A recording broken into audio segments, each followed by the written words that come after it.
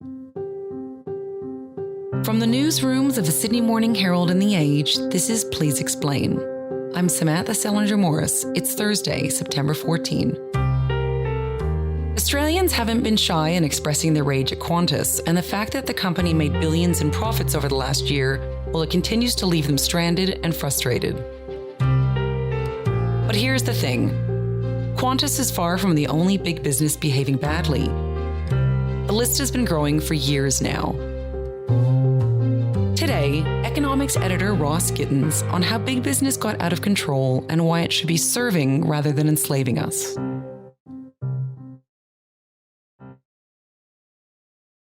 So, Ross, you've written about numerous recent cases of big businesses behaving badly. So which ones are you thinking about, and just how bad are we talking? Well, the obvious one is Qantas. That's been in the news. It's in everybody's mind, and it's been really, really bad. What price does Qantas put on its reputation? Just days after announcing a record profit, the airline's brand is in freefall, accused of selling tickets for flights it had already cancelled. I would say that it comes Qantas as the flying kangaroo is the most egregious example of a company treating its staff and its customers badly in the hope of maximising its profits. The High Court ruling the airline's sacking of 1,700 workers during the pandemic was illegal. Live to Isabel Mullen at the Then you've got the case of PwC, which was giving confidential advice to the tax office. PwC is under fire for leaking confidential tax secrets from the government. Using some inside information, some intel they were gleaning from the government. The PwC scandal should be a catalyst for the breaking up of the big four accounting firms. We've failed the standards we set for ourselves as an organisation. Then you've got all the banks. And the shocks kept coming. Charging premiums for life insurance to someone who's dead. Yes, that's the way the system is treating it today. Governor. Rio Tinto, as everyone knows, destroyed a sacred site. Today, senior executives at Rio Tinto faced a parliamentary inquiry to explain how 46,000-year-old Aboriginal heritage sites... And then there's just the absolute surge in what people call wage theft, where company after company being discovered to have paid their staff less than they were legally obliged to pay, breaking the law. And so, Ross, you've been reporting on economics for nearly 50 years. So when was the last time that you saw Australians being exploited to this extent at the hands of big business? I haven't. This is the worst I've ever seen it, and it's very much worse. I mean, I joined the workforce in 1965, and in those days, businesses were fairly laid back, and they treated their staff reasonably well. They treated their customers well. And that was all part of an unspoken social contract between big business and all the voters and people in Australia, which says treat your staff decently, treat your customers decently, and if you're making good money out of it, then that's fine. We're not worried about that. That was the deal. That is the deal. But now they're not sticking to that deal, and the sort of simple one ugly word explanation for this is neoliberalism. Okay, tell me about that. What exactly neoliberalism is and how it explains the way big business is acting right now.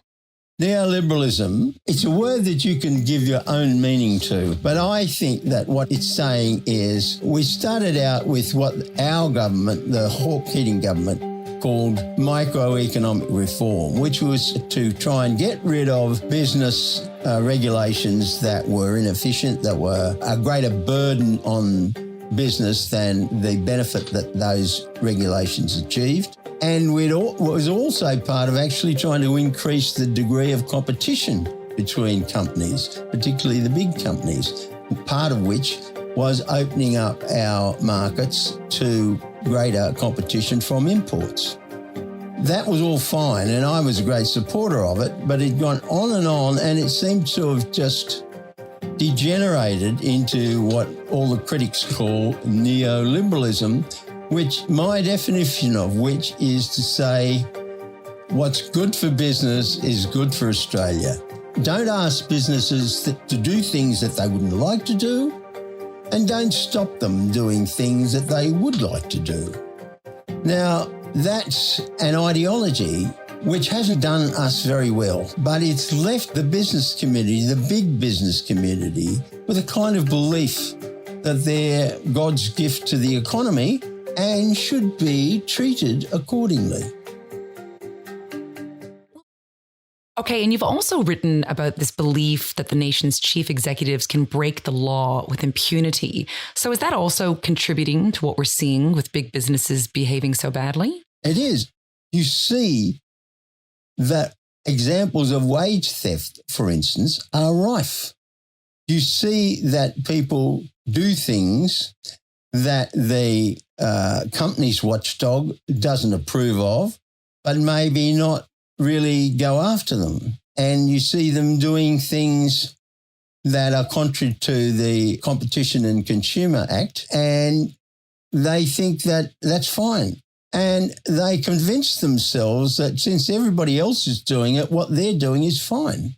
It's normal. It's okay. And the fact that I get paid many times more than you get paid is just my entitlement because I'm at the top and you're not.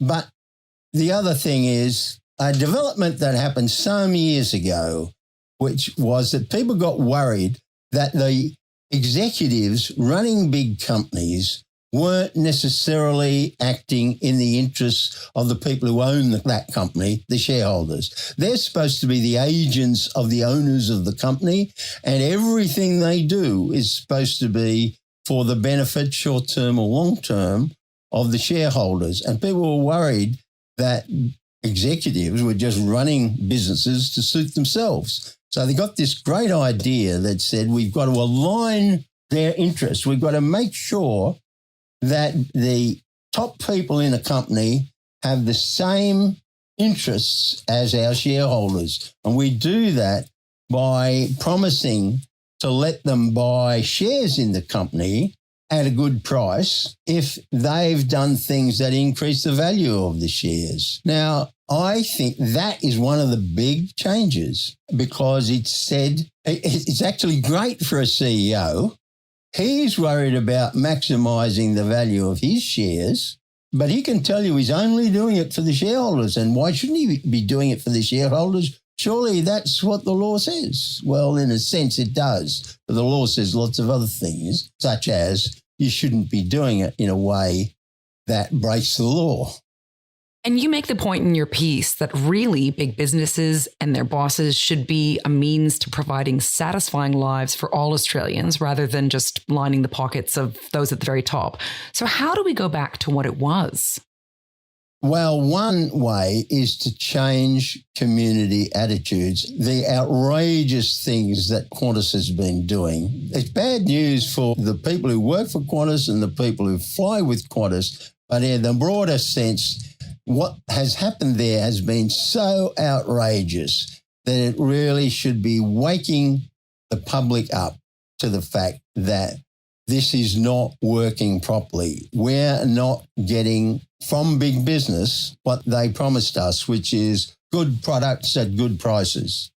And lastly, Ross, I wanted to ask you about something I found absolutely fascinating in your column, which is that you've put forward a proposition that some people might find incendiary. You asked, would it be so terrible if the economy stopped growing? So would it? Not as terrible as business people and economists would tell you, but it would be a problem if the population kept growing strongly. I mean, if you've got a strongly growing population and the economy isn't keeping up with it, that means that the share for each individual person in the economy gets smaller. Now, a lot of people wouldn't particularly like that, but do we all need to get more prosperous? Does our income need to keep growing for every year for the rest of our life? Or if it wasn't growing particularly much, might we benefit by saying, well, look, We can't make it bigger, but maybe there are ways we can make the economy better. Maybe there are ways we can get people to and from work without them spending hours stuck in traffic. All those outside things that affect the quality of our lives. It's not just how much money comes into our house that is affecting our well-being. So when I get round to writing that article, that's the kind of thing I'll be saying. Thank you, Ross, for joining us. My pleasure. Today's episode of Please Explain was produced by Tammy Mills. Our executive producer is Ruby Schwartz.